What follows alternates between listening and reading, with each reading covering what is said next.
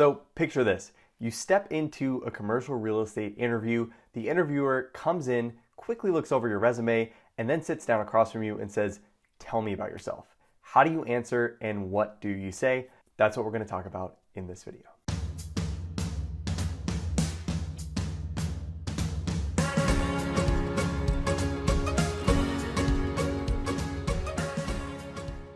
Hey, this is Justin from breakintocre.com, and if you're new here, on this channel we talk about real estate investing careers and real estate financial analysis. So if you're looking to break into the industry or land your next commercial real estate investment role, make sure to subscribe and hit the notification bell. Now, interviewing can be a seriously nerve-wracking process, and one of the most common, open-ended, and stress-inducing questions that's asked in interviews in general is, "Tell me about yourself."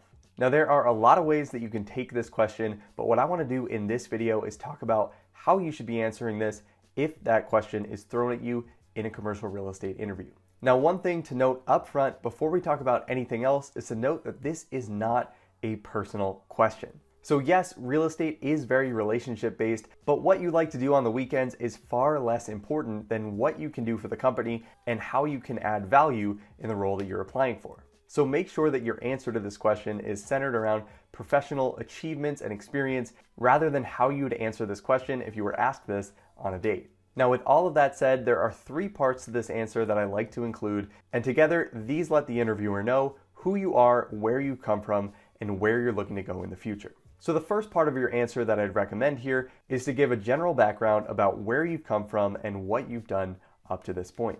This is a great opportunity to walk through your resume, explain the decisions that you've made up to this point, and talk about the different experiences that you've had that make you a solid fit for the role. Now, in this process, it's important that you've done the research on both the company and the job you're applying for before you answer this question. And that way you can highlight the experiences that you've had that would make you a solid fit for the company and the role itself, and leave out the things that aren't going to be directly applicable to the job that you're applying for. This is also a great opportunity to explain anything that might look off on your resume, like a gap between jobs. So if you were out of work for a while, or you switched industries into commercial real estate early in your career, or maybe you just left a job after a very short period of time, this is your chance to tell your side of the story and explain why these things happened and how you've overcome those things. Now, the second part of this, and really what this transitions into, is why you're looking to make a switch and land a new job at this point in your career. And when explaining this, it's really important to talk about what you're moving towards rather than what you're moving away from. That means that if you have a boss that you can't stand at your current role, or you're working insane hours at your current job, this isn't the time to talk badly about your boss or talk about how you want to work less, but instead an opportunity to talk about where you want to go. So if you're applying for an acquisitions role and you've been in asset management for the last 2 or 3 years, you may talk about your experiences working with the acquisition team and talking about how you want to get more involved with that, and that's the direction you want to take your career, rather than talking about all of the negative aspects of your job that you're trying to move away from. And especially if you're making a big shift in your career, this is a great opportunity for you to talk about how your role has prepared you in a unique way for the role that you're applying for. And finally, now that you've talked about who you are, where you've come from, and why you're looking to make a transition, the last thing I like to add is where you're looking to go in the future. And hopefully, if you're interviewing for the right job, this is somewhere that you can see yourself working long term. And even if it's not specific to the company and you want to ultimately do your own thing at some point, you want to make sure that you can achieve the things that you want to achieve and either stay in this part of the industry or stay in this specific job function for the long term. So as far as communicating this, if you're applying for a job as an acquisitions associate, you may talk about your long-term goals to run an investment team and manage the investment process in the specific product type that you're going to be working in. This shows an employer that you are invested in this career path long-term, which is huge to hear from the interviewer's side of the table.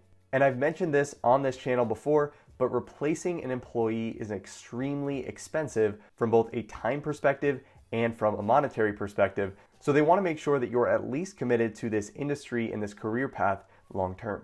So overall, as scary as it can be, the tell me about yourself question can be a great opportunity to talk about who you are, where you've come from, why you're looking to make a shift, and where you want to go in the future. And keep in mind that the employer is hiring someone because they need help with something. So your answer to this question is a great opportunity for you to position yourself in the mind of the employer as the best fit to solve that specific problem that they're trying to solve by hiring someone in the first place. So I hope that was helpful. If you have a commercial real estate interview coming up, if you want to make sure that you're prepared from a technical perspective in case an Excel exam is given to you, make sure to check out the Real Estate Financial Modeling Interview Exam Guide, and I'll link that in the description below. And that's going to include over 100 sample questions and case studies that you might be asked during interview day to make sure that you're prepared to ace a real estate financial modeling interview exam and land the job that you're looking for. And if you want access to all Break Into CRE courses, models, and additional one-on-one support to help you get into that job that you're looking for as quickly and efficiently as possible, check out Break Into CRE Academy, and I'll link that in the description as well. So I hope that was helpful. Thanks so much for watching. If you like this video and want to see more career-related content like this, make sure to let me know by hitting the like button, subscribe to the channel, and share this with anyone else who might find this helpful. Thanks so much for watching, and I'll see you in the next video.